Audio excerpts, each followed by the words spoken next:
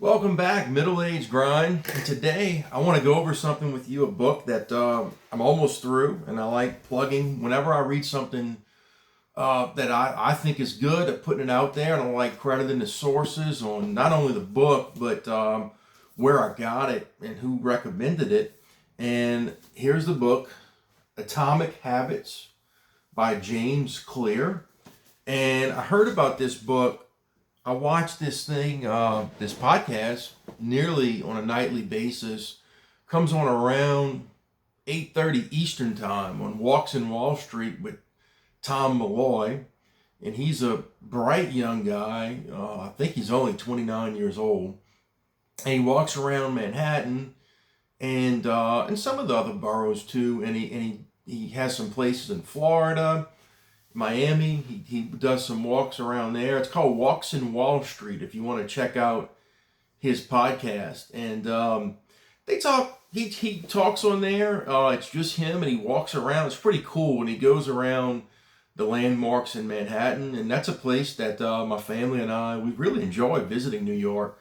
A lot of history, a lot of cultural stuff going on, great food. I love one of my most favorite things about New York City is just the architecture and how unique, from the tall skyscrapers to the little bitty townhomes and the neighborhood markets and pubs, and it's just a cool place. And he walks around and shows you those places on a nightly basis, the landmarks, and we're actually going there in a month. My wife and I, my daughter, and some other family.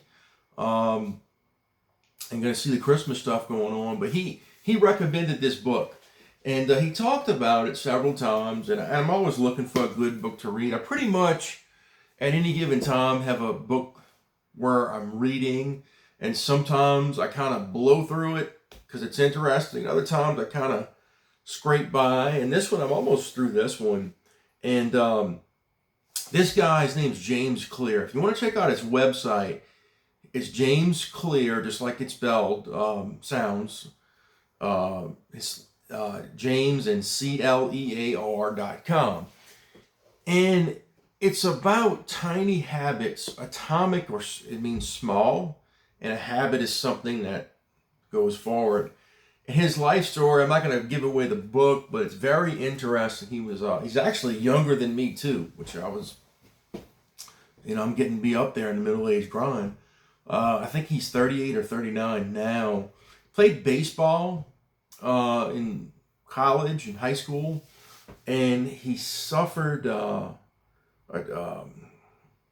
basically a very bad injury. Almost cost him his life, where fractured, I believe a ball hit him or something, and fractured his nose and eye sockets, and pretty horrible injury. He made it out okay in the long run, but he had a lot of rehabilitation and just to get back to normal life. But that horrible injury was the basis of his book, because it allowed him to focus on the little things in life to make his entire life better, right? And I'll give you one example. When he first had the injury and he was in the hospital, and he started to get out of it. It took him it wasn't 2 or 3 weeks and you're back at it. No, he had a lot of rehabilitation, as you can imagine, with a horrible injury like that. And like one of the first things he did was he woke up and he made his bed every day.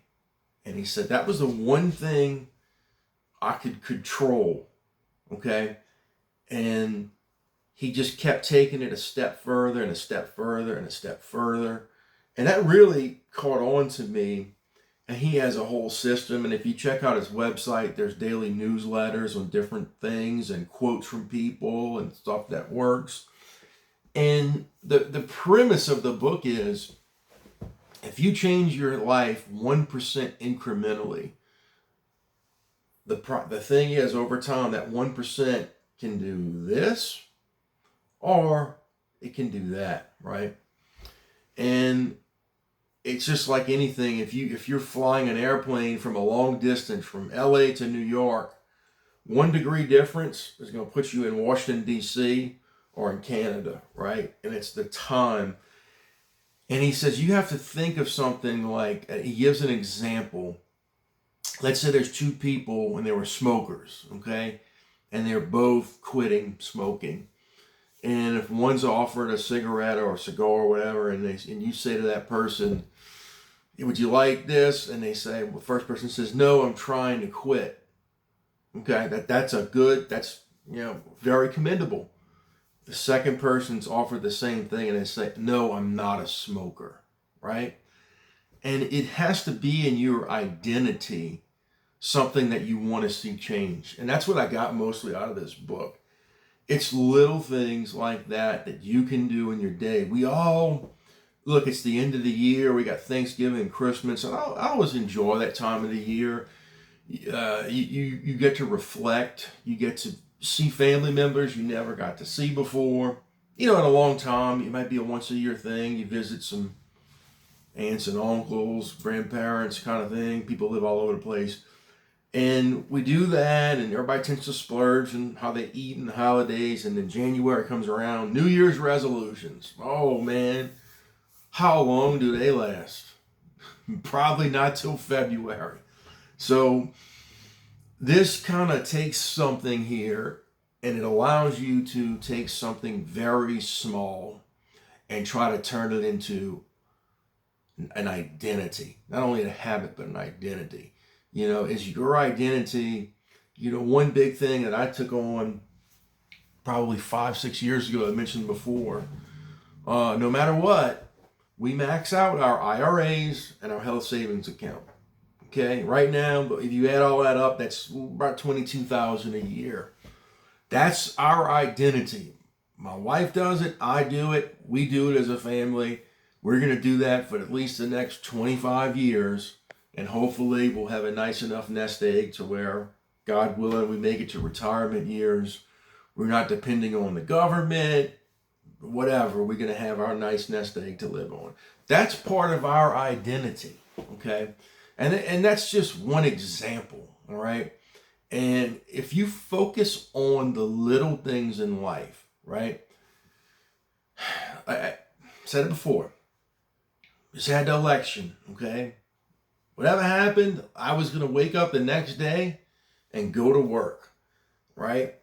And I think too many people, yes, it matters what happens and who gets in there, and there's some distinct things, but what happens in your house is way more important than what happens in the White House.